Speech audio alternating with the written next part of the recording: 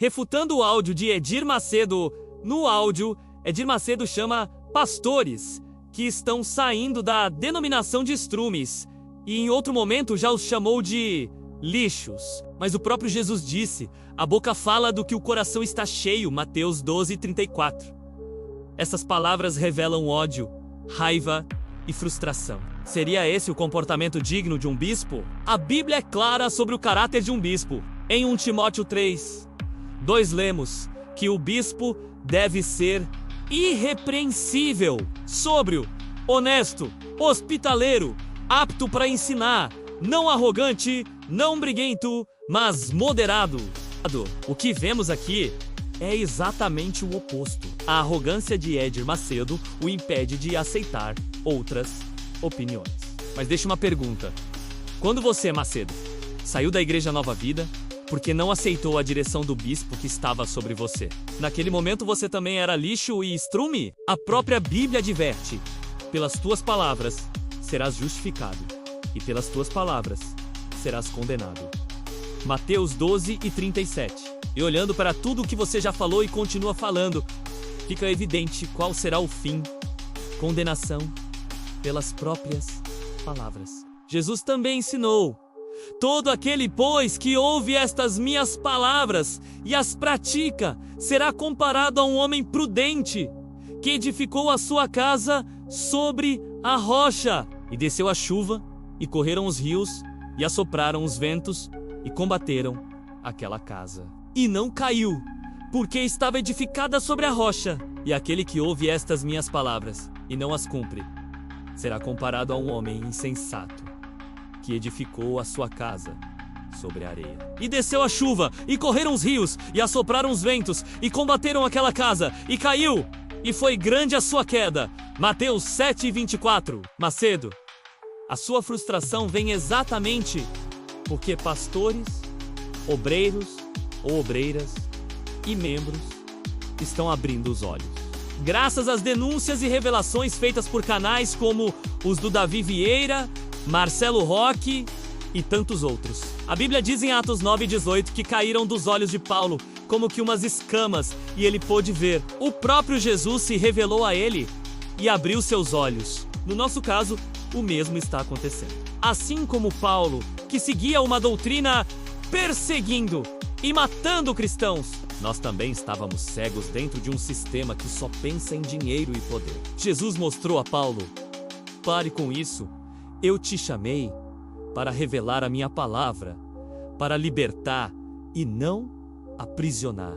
E hoje ele continua chamando para abrir os olhos de quem ainda está preso em um sistema religioso que não tem nada a ver com o evangelho da graça.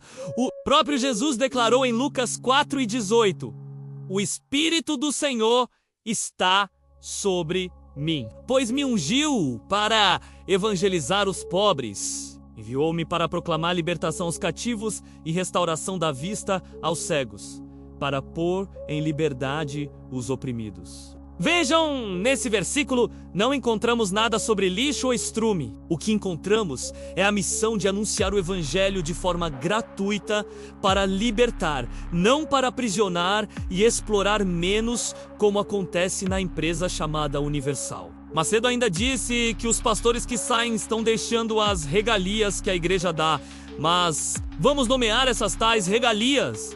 Não tem férias, não tem dia de descanso, não podem visitar a família sem permissão, não podem ter nenhum bem, não podem estudar nem fazer faculdade, não podem pedir aumento na ajuda de custo, não podem questionar nada.